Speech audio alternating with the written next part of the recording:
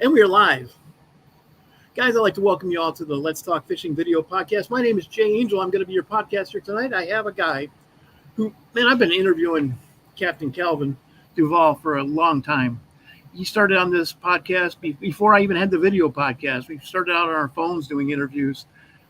And, over the years, I've gotten to know him. This guy guides the Redfish Capital of the world. I've fished Delacroix, Louisiana a couple of times. I have never been disappointed. Always caught redfish. It's a great place to go. Without further ado, how are you doing tonight, Captain Calvin? I'm fine, Jay. How you doing? I'm doing great. So we finally hit 90 degrees, which means it's only going to hit 90 degrees for about 150 more days. It'll probably be longer than that. So, we have 2 seasons, hot and hotter. So hot and hotter. I love it. Look at this. We already have a Hello Calvin from Roy Widgeon, and he's from USA Kayak Fishing Magazine. Yes. So we already have a comment from the audience. So Calvin, as now it's hit the true Louisiana, which is hot and hotter. What happens to the redfish once the water heats up to about 85 degrees? Like I said, we target them close to the banks early in the morning. Then if the water gets too hot, we start looking at the water temperatures. We'll move off the bank a little bit, find some grass lines like out in the ponds and stuff, or in the little bays. And they'll get up under the grass like a bass, and we'll target them around the edge of the grass lines where they can get out the sun a little bit. So you said they get under the grass? Oh, yeah. They'll get up under it. And your buddy Don showed up. Don says, how shallow do you go? As long as the boat floats. As long as the boat floats. I've already been where it wasn't floating, so I guess that's pretty shallow. Thank you, Don, providing a little comic relief here. How shallow do you go? Seriously, though, I mean, bass fishermen probably can't understand this, but you have seen most guys who fished reds for a lot longer than I have seen reds swimming around with their backs out of the water, correct? Oh, yes. Tailing. We see it. It's coming up for tailing. Well, I call it tailing season because when the water temperature gets a little hotter, they get a little more active. Yeah, you'll see them up in the shallows tailing. And they're swimming around with their bellies in the mud and their backs out of the water.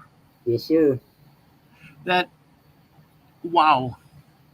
I haven't seen that yet, but that's one of the things I'm looking forward to. I have had reds attack my float before, my cork before. If they get mad at something, they'll pretty much eat anything.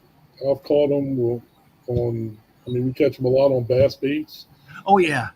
One of my favorite things to fish them on if I'm out playing is like with a ribbit frog. If it's real grassy, I think they think it's a crab. It looks like a crab to them. So you're throwing topwater frogs. Yes. Nice. Those things have the hooks that can deal with the redfish. I'll tell you that, boy. Oh, yeah. And that's okay. So redfish, mouths on the bottom of their body. Mm-hmm. How do they attack a topwater lure? I've seen them do it quite a few ways. I mean, most of the time, that's why it's hard for people to catch them on top water because usually the first initial strike on the top water, they miss it. They come up like they would on a normal bait, and they're actually nosing it. But if you just twitch it once or twice and let it sit, I've seen them come completely out the water and land on top of it, or I've seen them come up upside down and roll on top of it. That's what I wanted to hear. The last time I had you on, you told me about that, and I've been throwing the Azera spook, trying to get redfish to bite it. I've caught several, trout doing that. Right. But I'm trying to get a red to do it. And I know there are reds there, and it's a great red place. And just come on. Yeah, it's getting about the right time of year to start doing it. They right now redfish I call it city like me. They fat fish. Yeah. They would rather sit on a point with moving water and have the current come by and bring bait to them. But when they start getting active and start cruising the shorelines, that's when when you see them cruising, is when they'll hit a top water. Okay. Because, man, I've had reds attack corks. I've been pulling my cork out of the water, and the shrimp is just kind of scooting across the top of the water. I've had reds attack that. I can't say enough. This gets me excited just thinking about it. They're definitely an amazing fish. I have fished my whole life. The first time I hooked into a red, I could not believe it. I didn't think there were a whole lot of frontiers left for me, but redfish definitely. And For trout, people that kind of caught a redfish, I guess the easiest way to explain it, if you ever, a lot of guys on North Fish stripers and stuff, they attack like a bass. yes. But they fight like a striper. The difference is a striper, usually after the initial run, they'll go belly up. Redfish never go belly up. They never give up. Something happened to me when I was fishing on Lake Calcasieu. We were catching little schoolie trout, so I thought it'd be fun to bring out my medium action.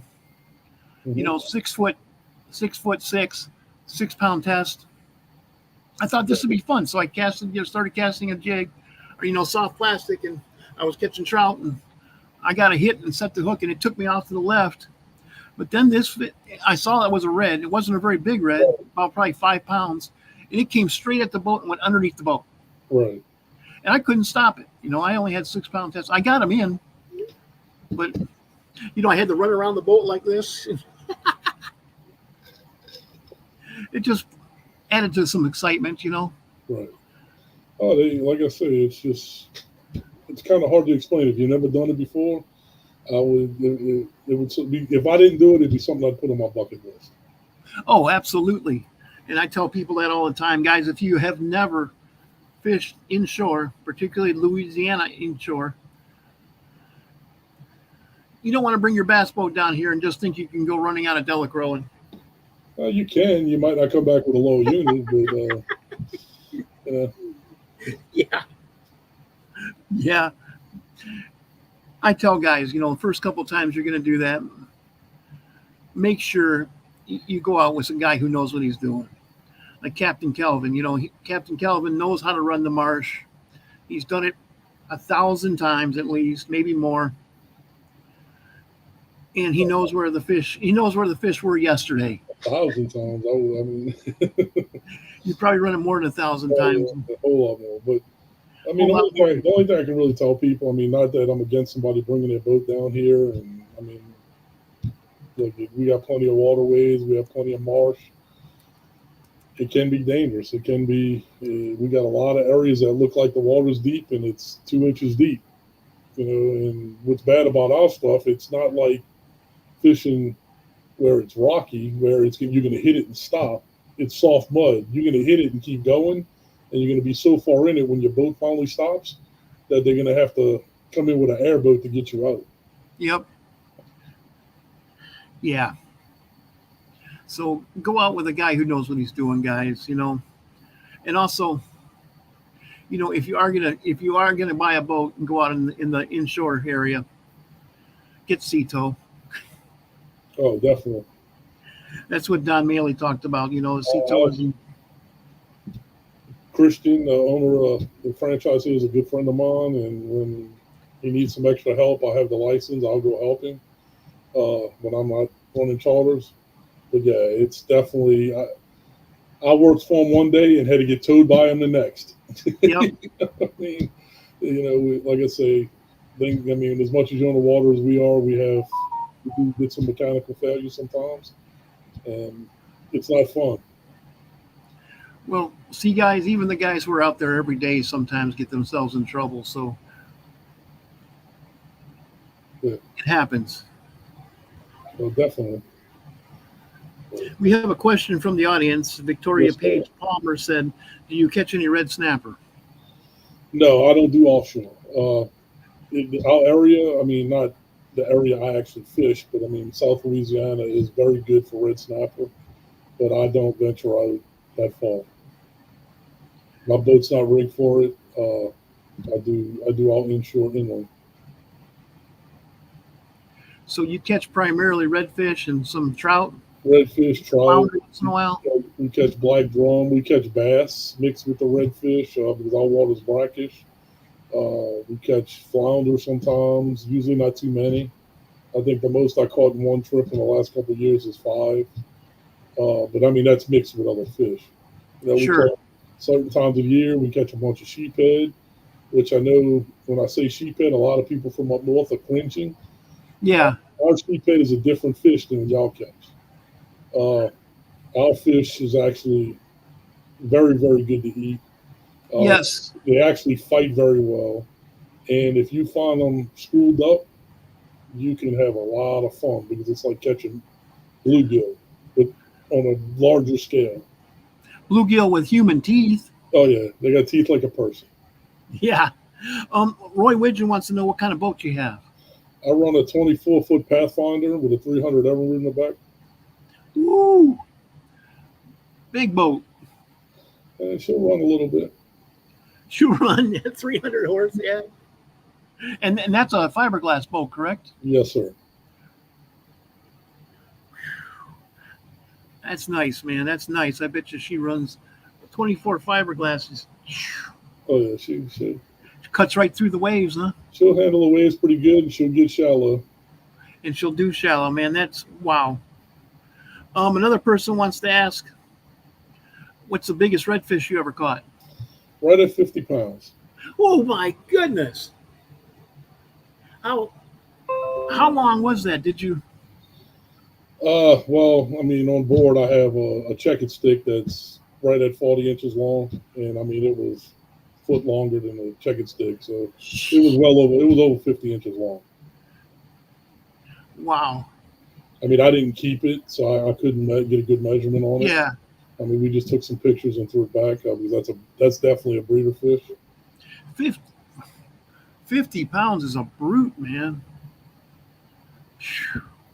I don't think I've ever weighed a redfish that I caught. Now I measure them,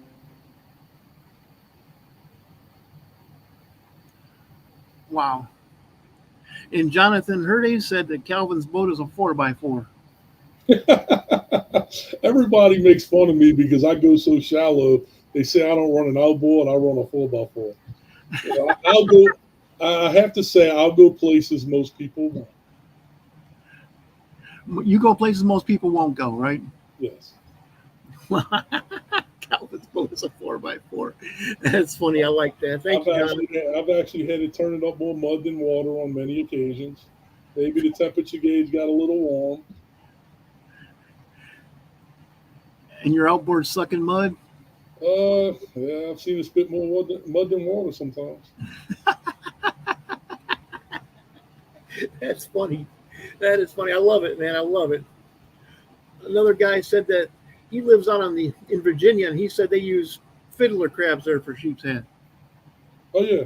I mean, we don't have many fiddler crabs here. I actually seen one for the first time at the dock the other day, and I hadn't seen one in years. But yeah, so in Florida they use a lot of fiddler crabs too. Okay. The redfish will eat them also. So do the redfish migrate to the outside as the water gets warmer? Well, what happens is most fish spawn in the summertime. Redfish spawn in the fall. So most of the time you got your big reds that are in the Gulf. They'll come to inland waters and spawn in the fall, where most fish are heading offshore in the summertime to get spawn. Like speckled trout, they'll go out into the bigger bays and out into the Gulf to spawn. Where the redfish come into the coast. So you never really know how big a redfish is that you're going to catch when you're fishing for them. What kind of rods do you prefer? I use the Inshore Series razor rods, 7 foot long, medium action. I really like them. It's an all-around good rod. I mean, with clients, if anybody's ever fished this area, most of the time we fish a pop and cork with live bait. But I mean, what's good about these rods is I don't have to have 3 and 4 different sets of rods on board. They good for jigging. If we have to go to jigging, they're good for throwing artificials. They're good for throwing crankbaits. They're good for throwing top water. It's just an all-around great rod. And a redfish, until you hook one and understand the power of a redfish, you want something that has a good tip but with the right backbone. And these are just awesome rods. I ordered 8 originally when actually Jay, the one, told me about them, and I got in touch with the guy. We worked on it. I got 8 of them. That's got to be 4 years, and I still have 7 of the original 8. 7 of them. And the only reason I don't have the 8th one, it got the rod box lid fell on it and snapped it, and they wanted to replace it for me, and I wouldn't let them because it wasn't a malfunction of the rod. It was a malfunction of one of my clients, which happens. But I mean, I still have 7 of the original 8. I have probably another 10 or 12 I keep around that I've ordered over the years. But it's just an all around good rod. I just the best one I've ever used. I happen to have one right here. I want to show the folks. Yeah, this is the razor rod. This is the Inshore series. This is what we use. It's what I use, anyways. Right. You can see it has a cork handle. What I really like about razor rods is, I like to use braid. And in order to use braid, you really have to have a superior rod guides. And you can see that rod guide right there. It's 20-pound mono. 20-pound fluoro as a leader. Right. And when Calvin, for those of you who don't fish inshore, this is the popping cork. You can hear that. We say that, you twitch your rod tip, it makes that noise, and say that calls them in. Well, what it is, I don't use the oval shape. I use a cup cork. Sure. It makes a little more pop. And what it does, it actually sounds like a fish hitting bait on top of the water. Yeah. And a redfish is a lot like a bass. You can't tell by looking at it, but it has a very big lateral line. Like a bass, you see the stripes or the breakup. A redfish, you can't tell, but it has a very big lateral line, and vibration and sound will drive them insane. So if you got the live bait sitting there, which is already kicking and making vibration, and you pop that cork and they hear it and feel it, I've actually had them. I've seen fish swim past the cork and pop it, and they turn around and attack the cork. Yes, I have had fish attack these corks. I think it's funny, but just about every cork I got tied on right now has teeth marks in it. Yes. And a redfish doesn't have big teeth per se. They have very sandpaper teeth. That's what he's talking about right there, guys. Their teeth, their crushers are in their gills because they suck everything in and then close the gills and crush it up so they can swallow it. That's a good point right there. Don't think you can stick your hand on a redfish's mouth to get a hook out. You better know where you're sticking it. If you get it caught in that gill plate, well, first of all, the gill plate you can shave with. It's so sharp. But yeah. If you get your finger up in them gills and he closes them, it's like getting your finger caught in a bat trap. Yeah, you're gonna lose your skin. Roy Widgeon wants to know what your preferred live bait is. We mainly use live shrimp in my area because it's the most predominant thing. Now, a little west of us, they use a lot of cacos. I've used small. One of their favorite meals in the wild is a crab, but I mean it's hard to get little crabs in our area. But every now and then you'll find a little crab in with the shrimp, and you throw him on there. The odds are redfish is going to eat him. Oh yeah, that's like when I fish in Grand Isle in August, I like to surf cast, and I'll catch my own crabs and cut them in half and throw them out. Right. Yeah, that's for the big bull rays. Oh yeah, it's. Matter of fact, somebody asked about the biggest redfish ever caught. It was caught on a same rod, the 7-foot medium action razor rod, 50-pound fish. Wow. 7-foot action. Probably the Inshore series, huh? Inshore series, exactly right. And I like rods with cork handles. Yes. And the main reason our fish down here are slimy. And I've noticed that rubber handles and composite handles get very, very slippery. The cork Yes. handles, it doesn't absorb into the handle and you can wipe it off or they don't get slippery. Yes. The fish down here are very slimy, and I like a cork handle because it transmits. You can feel the bites better, I think, with a cork handle. Yeah, well, that's all. I mean, that depends on the rod, sensitivity of the rod. And also the reason I like razor rods is because it's a good enough rod. I can cast a country mile. I can still feel with an insane amount of line out, long cast as I'm working it down in the current. I can still feel a bite. And like you said, it has the backbone with 100 feet of line out. They're very sensitive rods. I mean, and there's different models. Excuse me. There's different models and stuff, but every one I've ever used has been very sensitive. They're not overly heavy. They're not overly light. They're very balanced, depending on what kind of reel you put on it. One thing to tell a lot of people, everybody, I hear this all the time. I went and bought a $400 reel, and I said, okay, what kind of rod you put it on? I put it on a $100 rod. You just messed up. You should have bought a $400 rod. $100 reel on. Exactly. The rod's what you fight your fish with.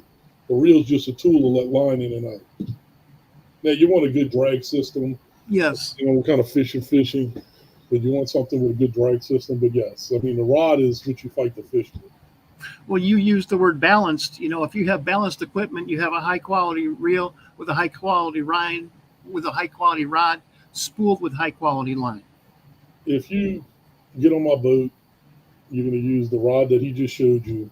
The setup, each setup in my boat, and I've got about 10 or 12 of them in the boat. I got a few spares laying around if I need them. But anywhere from $650 to $750 per setup. Yes. So I mean, I'm not using. I've known guys that use ugly sticks. Don't get me wrong. You cannot break them. But you cannot break an ugly stick. It's like fishing with a limp noodle. Yep. I want something that has feel, and you can feel the bites. And the same thing that I put in my clients' hands is when I fish redfish tournaments, it's the same rods and reels I use. Wow, that's great. Roy Widgeon says he uses croakers cut in half for bull reds. Yeah, definitely. Out on the surf, they do a lot of that in Florida. Out by the beaches, But where we're fishing, croakers won't survive. I mean, the water's a little too brackish, so the shrimp hold up better for us. Yes, I agree. Well, I usually can't find croakers, so it's not an issue for me. A lot of the guys use croakers if they can get them. When they go out, somebody asks about red snapper, when they go out to the rigs and all fish snapper, they'll use croakers, or they go out to the islands and fish the big gator speckled trout. They'll use croakers. Out the islands, that's where they catch the big trout, correct? Yeah, Chandelier Island, stuff like that. Now that they changed some of our regulations, I don't know if you'll have as many people running all the way out there to go catch 2 fish a person, because just about everything you catch out there is over 20 inches as far as speckled trout. No. And you can only keep 2 now over 20 inches. So that's what they settle on is two trout over 20 inches per person? Well, you can have 15 per person, 13 to 20 inches, and 2 of those 15 can be over 20. Okay. Thank you for telling me that. And they have not changed the redfish quota yet. No, not yet. That's coming. I don't know when, but it's probably in the near future. And it's not going to be that big a deal. Right now we're 5 a person. It's going to go down to 4 a person. Right now they got to be 16 inches to keep them. It's going to go up to 18 inches. Right now we can keep 1 bull red out of your 5 per person. We're not going to be allowed to keep any bull reds because that's your breeder fish. So you're going to have a slot. It's going to be 18 to 27, 4 fish a person. Okay. You heard it from the captain, guys. You heard it from him. So in Delacroix, Hmm. what is when do the trout come in inside? We used to catch them year round years ago when the water was a lot saltier.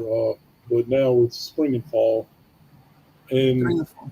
well, spring in the spring and in the fall. And our spring is different than most people's spring. You know, Yes. our spring doesn't usually start till mid March.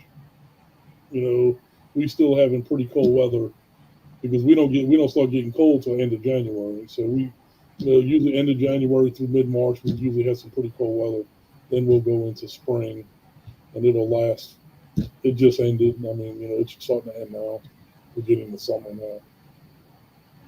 now. Got Richard Ziegler just said, "What's up, Calvin?" Hey, what's up, Rich? How you been, buddy? Hadn't seen you in a while. Well, that's cool. So, where would you have to go to catch trout now? They still got some in the marsh. I mean, we got to get some better, less wind days. But I don't want to give any locations away. No, I'm not asking secret I know, spots. there's some fish still there's some trout still in the marsh. They haven't moved offshore yet. Okay, so there still are in the marsh, guys. Um, I had a pretty good trip out to Calcasieu 3 weeks ago, but all we caught were schoolies. That doesn't bother me. I have a great time catching schoolies. I was watching the popping corks go down. That's exciting for me. Right. That's just exciting for me. But I like catching. I mean, we target redfish mainly, but I like to catch any kind of fish. I could be sitting on a canal bank with a perch pole and a bucket of crickets, and just be just as happy. Boy, I tell you, one thing I do, one thing that kind of makes my head hurt are catfish, though.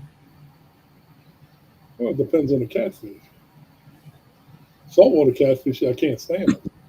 Yeah, Now we get into the freshwater catfish a lot of times in the wintertime in some deep holes, and I'll go back and catch them every day if I can.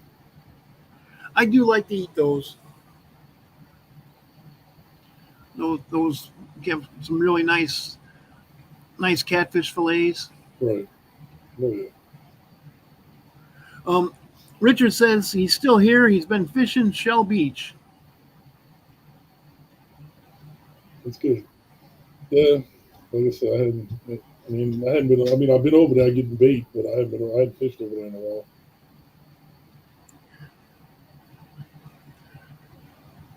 Shell Beach. That's over there by Hopedale, isn't it? Well, yeah, it's kind of like a triangle. You got Delacroix, you got Shell Beach, and you got Hopedale. I mean, they all by water, 15 minutes apart. Okay. Interesting. If you know how to run the marsh. If you know how to run the marsh. If you don't know how to run the marsh, it can take you 45 minutes to get to either one of them. Obviously, I don't. So, and I'm not willing to go in 2 inches of water like the captain. As long as you're moving fast enough. That scares the bejeebus out of me. Got to get to the fish. Yeah, you do. Yeah, you do. And you've been doing this your whole life, so of course you feel more comfortable with it than I do. Because where I'm from, man, we fish deep water. Right. Sometimes trolling and walleyes, 25 feet down over 75 feet of water. That's where the fish are at. I went up to a few years ago. I went up and fished with Bryant in Table Rock, and we were fishing in 67 foot of water. I'm like, man, I don't know the last time I was in 60 or 70 feet of water. I might have been in 6 inches the other day. That was in Missouri, wasn't it? Yes, Table Rock Lake. Lake of the Ozarks? Well, it's part of the Lake of the Ozarks, I believe. But yeah, we were at Table Rock fishing with Brian and Jim Grant. Jim Grant? Mm-hmm. Wow. That's an all-star cast right there. We had a good time. I bet you did. That would have been fun. And Rick LaPointe?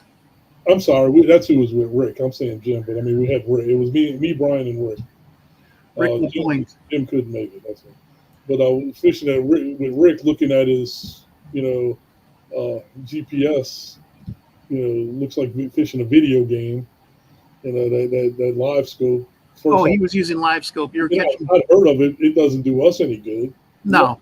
I mean, we fishing too shallow, but I mean, we're looking at fish 60, 70 feet under the water going, oh, there's a whole school of them. It's like, this is crazy.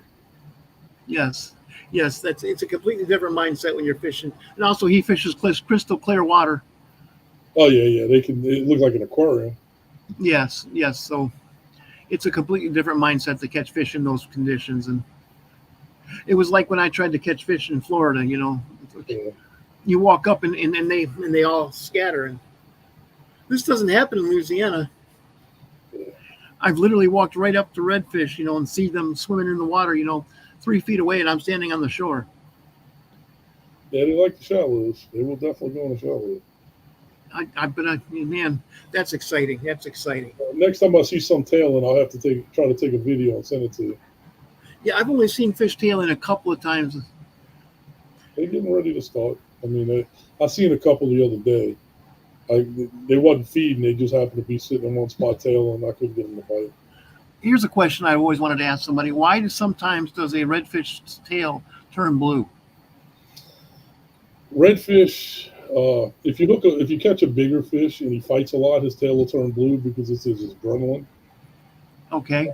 When the adrenaline gets going and they're fighting a lot, their tail will turn incandescent blue, the tips of it. The smaller fish, I find that when their tails turn blue, it's because they start to feed. Ah. Okay, interesting.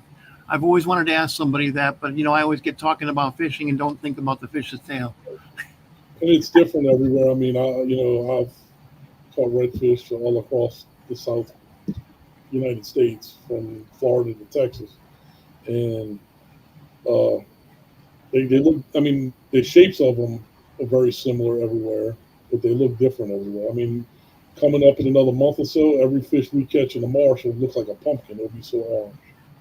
Yes. You get closer to where the water's saltier, they're more silver. So, that's interesting. That's very interesting. Well, hey, Captain, would you like to do any shout-outs? Any thank yous to anybody, companies? Well, I'd like to thank you, Jay, for having me on.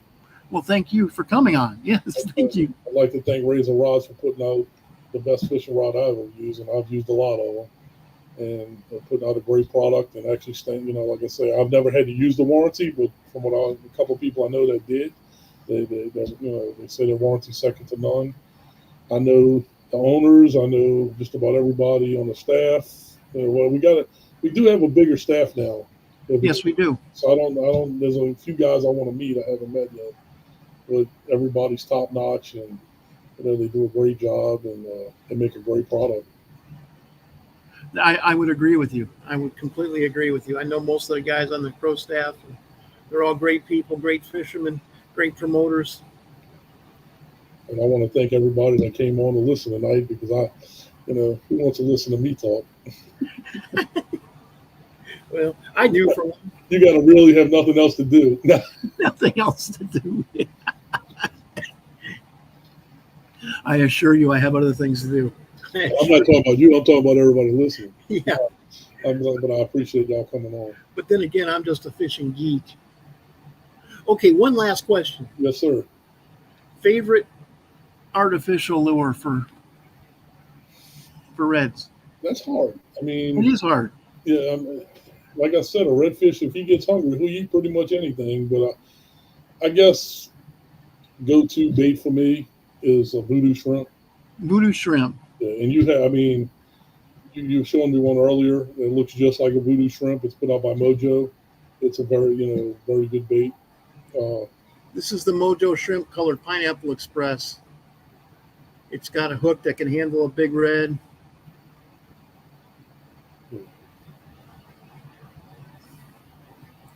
And it looks a lot, and something this size, you can catch big redfish on. Oh, I've caught 30, 40-pound fish on one of those. Yes. Believe it or not, guys, something that size. Big baits. Yeah. And now, do you ever use big baits for? No, The biggest bait I'll use mainly, maybe a 4 or 5 inch soft plastic, or if I'm really just going out playing around and I want to throw a Rapala or something, I might use a 5 inch Rapala, something along those lines, or a bomber bait or something, stick bait. But they're not, their mouths are fairly big, but it's not, they're not terribly big. It's not like a bass where a 6 inch fish will eat something 3 times its size. But a great big red will have a great big mouth. Oh, yeah. It's exciting, man. I can't say enough about it, guys. Just come on down here. You got Calvin's phone number right there. Go out and fish with the guy who knows the redfish capital of the world. If you want to go out with a guy like this, it'll take 3 years off your learning curve if you want to learn how to catch redfish. That's what I say. I guided for years, and that's how I always told people why they want to go out with me, because I know the waters.